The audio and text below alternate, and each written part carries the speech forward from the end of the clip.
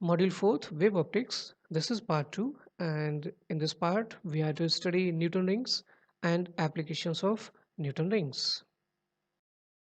तो अब Newton ring के एक्सपेरिमेंटल सेटअप को हम देखते हैं। देखिए, ये न्यूटन रिंग का एक्सपेरिमेंटल सेटअप है। इसमें मोनोक्रोमेटिक लाइट सोर्स से, जो कि हमारा सोडियम लैंप रहता है, उससे निकलने वाली लाइट के लिए हम एक कॉन्वेक्स लेंस के हेल्प से प्लेनर वेवफ्रंट में कन्वर्ट करते हैं। इस वेवफ्रंट को 45 डिग्री पे एक ग्लास प्लेट पे डालते हैं, जिससे कि एक ग्लास प्लेट 90 डिग्री पे लाइट को रिफ्लेक्ट करती है और ये reflected light plano convex lens और ग्लास प्लेट से बनने वाली एक थिन फिल्म पे पड़ती है। और जब इस फिल्म की अपर और लोअर सरफेस से लाइट का रिफ्लेक्शन होता है, तो न्यूटन रिंग फॉर्म होती है।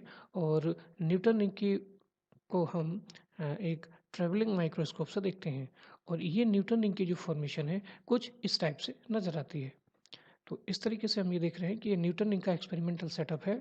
और न्यूटन रिंग जिस तरीके से हम देखते हैं, वो न्यूटन रिंग भी यहाँ पे दिखाई गई है।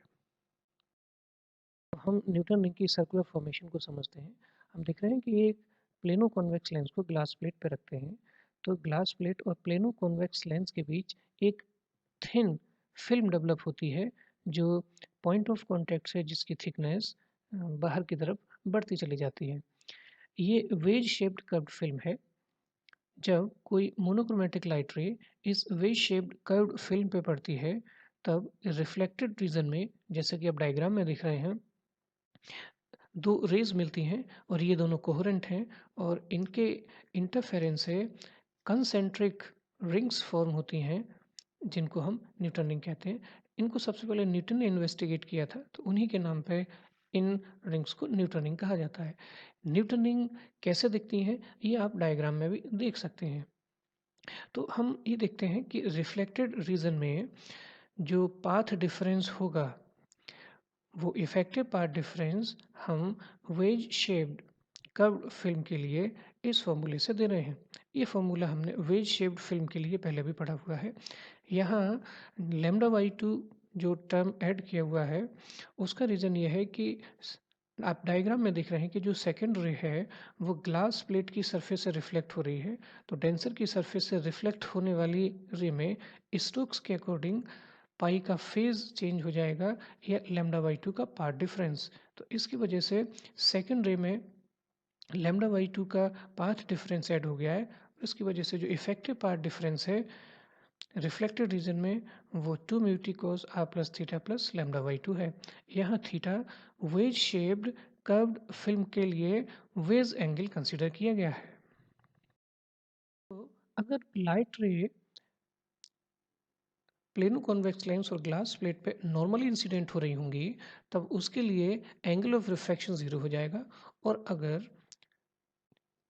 जो वे शेप्ड फिल्म है, उसकी थिकनेस बहुत कम है, तब उस कंडीशन में एंगल थीटा बहुत कम हो जाएगा और cos theta nearly equals to 1 हो जाएगा। तो परपेंडिकुलर की ये कंडीशन हम डायग्राम में भी देख सकते हैं। तो इस कंडीशन के लिए जो पाथ डिफरेंस होगा रिफ्लेक्टेड रीजन में, वो पाथ डिफरेंस इक्वेशन 1 से दिखाया गया है। तो अगर हम पॉइंट ऑफ कांटेक्ट की बात करें, यानी पॉइंट ओ की बात करें डायग्राम में, तो यहाँ पे थिकनेस 0 है। और थिकनेस 0 होने पर इस पॉइंट पर रिफ्लेक्टेड लाइट्स के बीच जो पाथ डिफरेंस होगा, वो लैम्डा बाई टू है। तो path difference lambda by two ये शो कर रहा है कि यहाँ पे डिस्ट्रक्टिव इंटरफेरेंस हो रहा है। तो इसलिए न्यूटन रिंग का रिफ्लेक्टेड रीजन में जो सेंटर है, वो हमेशा डार्क दिखाई देगा। तो हम कह सकते हैं कि न्यूटन रिंग का रिफ्लेक्टेड रीजन में सेंटर डार्क इसलिए है क्योंकि पॉइंट ऑफ कांटेक्ट पे हमेशा डिस्ट्रक्टिव इंटरफेरेंस हो रहा है। तो अब हम ये देखना चाह रहे हैं कि न्यूटन रिंग कहाँ पे ब्राइट नज़र आएंगी और कहाँ पे डार्क नज़र आएंगी। न्यूटन रिंग का ब्राइट होना कंस्ट्रक्टिव इंटरफेरेंस को रिप्रेजेंट कर रहा है। तो ब्राइट न्यूटन रिंग्स के लिए, यानी कंस्ट्रक्टिव इंटरफेरेंस होने के लिए, तो कंस्ट्रक्टिव इंटरफेरेंस का जो पार्ट डिफरेंस है वो एन लैम्डा होना चाहिए। ये कंस्ट्रक्टिव इंटरफेरेंस की कंडीशन है। हमारे लिए ये जो पार्ट डिफरेंस हमने अभी कैलकुलेट किया है 2 mu T plus lambda by two है। तो यहाँ से कंस्ट्रक्टिव इंटरफेरेंस के लिए या ब्राइट रिंग्स के लिए जो कंडीशन आ गई वो 2 mu t equals to 2n-1 lambda by 2 है। तो इस कंडीशन पे हमें ब्राइट रिंग्स मिलेंगी। इसी तरह से अगर हम डार्क रिंग की बात करें, डार्क रिंग या वहाँ पे डिस्ट्रक्टिव इंटरफेरेंस होगा, तब वो डिस्ट्रक्टिव इंटरफेरेंस की कंडीशन के according path difference lambda by 2 का ऑड मल्टीपल होना चाहिए।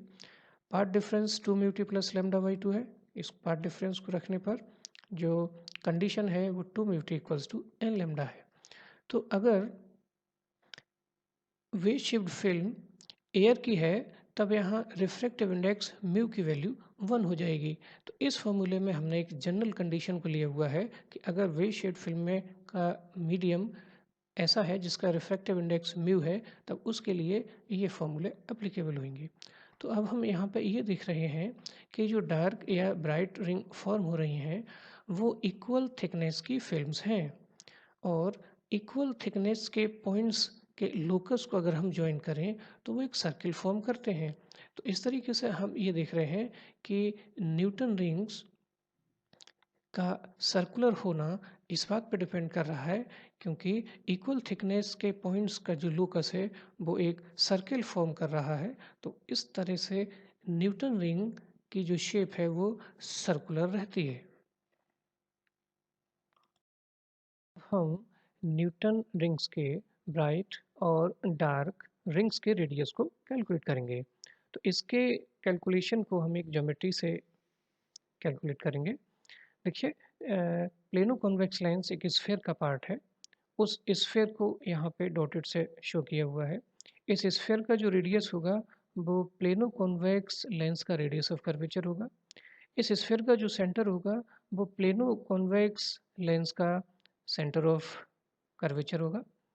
तो इस तरीके से हम ये देख रहे हैं कि प्लेनो कॉन्वेक्स लेंस और ग्लास प्लेट के बीच एक एयर फिल्म डेवलप हो रही है। ये वे शेप्ड कर्व फिल्म है। हमने ये एज्यूम किया हुआ है कि इस वे शेप्ड कर्व फिल्म में टी थिकनेस पे एक रिंग फॉर्म हो रही है और उस रिंग का रेडियस आर एन है जो कि आप डायग्राम में देख रहे हैं। इस रिंग के रेडियस को हम ए पी भी कह सकते हैं। तो हमें पता है कि सर्किल की ज्योमेट्री के अकॉर्डिंग अगर दो कॉर्ड्स एक दूसरे को इंटरसेक्ट करती हैं तो पॉइंट ऑफ इंटरसेक्शन से सरकमफ्रेंस तक के डिस्टेंस का जो प्रोडक्ट है दोनों कॉर्ड्स के लिए वो इक्वल होता है। तो आइए इस सर्किल की प्रॉपर्टी का यूज़ करके हम किसी कंक्लूज़न तक पहुंचते हैं। तो देखिए हमने इस सर्किल की प्रॉपर्टी का यूज़ किया हुआ है। हम ये एज्यूम कर सकते हैं कि ओ एन और एस पी दो कोर्स एक दूसरे को पॉइंट ए पे इंटरसेक्ट कर रहे हैं तब पॉइंट ऑफ इंटरसेक्शन से A S into A P का जो प्रोडक्ट है वो इक्वल होगा ए एन इंटू ए ओ। ठीक है, तो ए पी और ए एस ये रेडियस को रिप्रेजेंट कर रहे हैं जिसको हमने आर एन से कंसिडर किया हुआ है। तो इनका प्रोडक्ट आर एन स्क्वायर। यहाँ ए ओ फिल्म की थिकनेस के इक्वल डिस्टेंस है जो कि टी है। ए एन की वैल्यू 2r माइनस टी है तो इसका product t into 2r minus t हुआ। तो इस तरीके से हम ये देख रहे हैं कि r n square equals to 2r t minus t square होना चाहिए। क्योंकि फिल्म की जो थिकनेस है वो थिकनेस बहुत ही कम है in comparison to the radius of curvature of the sphere या फिर radius of curvature of plano convex lens. तो क्योंकि ये रेडियस की वैल्यू बहुत ज़्यादा है और जबकि इस फिल्म की जो थिकनेस की वैल्यू है वो एंगस्ट्रॉम में है तो उसका स्क्वायर आर के कंपैरिजन में नेग्लिजिबल है तो हमने उसको छोड़ा हुआ है। तो इस तरीके से हम ये देख रहे हैं कि फिल्म की थिकनेस की वैल्यू रेडियस के टर्म्स में आ गई है। यहाँ capital R radius of curvature है। तो अब हम ब्राइट रिंग के डायमीटर को कैलकुलेट करते हैं। तो देखिए ब्राइट रिंग की फॉर्मेशन की कंडीशन रिफ्लेक्टेड रीजन के लिए यह है 2t equals to 2n-1 lambda by 2। चूँकि ये फिल्म एयर की है इसलिए हमने म्यू को 1 कंसिडर किया हुआ है, अदरवाइज यहाँ 2 म्यू टी होता। तो 2t की वैल्यू को हम r n square upon r रखते हैं। चूंकि ये ब्राइट रिंग की कंडीशन है, यहाँ पे ब्राइट रिंग फॉर्म हो रही है, तो यहाँ आर एन स्क्वायर ये ब्राइट रिंग की रेडियस का स्क्वायर होगा। तो यहाँ से हम आर एन स्क्वायर की वैल्यू फाइंड करेंगे। यहाँ से आर एन फाइंड किया, ये आर एन जो आप देख रहे हैं under root 2n-1 r lambda by 2 है, ये ब्राइट रिंग की रेडियस को रिप्रेजेंट कर रहा है। अगर nth ब्राइट रिंग की डायमीटर dn है, तब dn इक्वल्स टू 2rn। यहाँ से हम dn फाइंड कर सकते हैं और हम कंक्लूजन पे पहुँच रहे हैं कि ब्राइट रिंग का जो डायमीटर है वो 2n-1 के स्क्वायर रूट के प्रोपोर्शनल है। तो 2n-1 ये ऑड नेचुरल नंबर है, तो हम कह सकते हैं कि ब्राइट रिंग का डायमीटर ऑड नेचुरल नंबर के प्रोपोर्शनल है, के स्क्वायर रूट के प्रोपोर्शनल है। तो अब हम डार्क रिंग के डायमीटर को कैलकुलेट करेंगे। तो हमें पता है कि जो डार्क रिंग फॉर्म हो रही है तो वो 2t equals to n lambda से रिप्रेजेंट कर रहे हैं। अब इस कंडीशन पे चूंकि अब डार्क रिंग हमने कंसिडर किया हुआ है, तो यहाँ पे ये जो रेडियस आर एन स्क्वायर होगा ये डार्क रिंग के लिए होगा। तो यहाँ से हमने आर एन की वैल्यू फाइंड की under root n lambda are.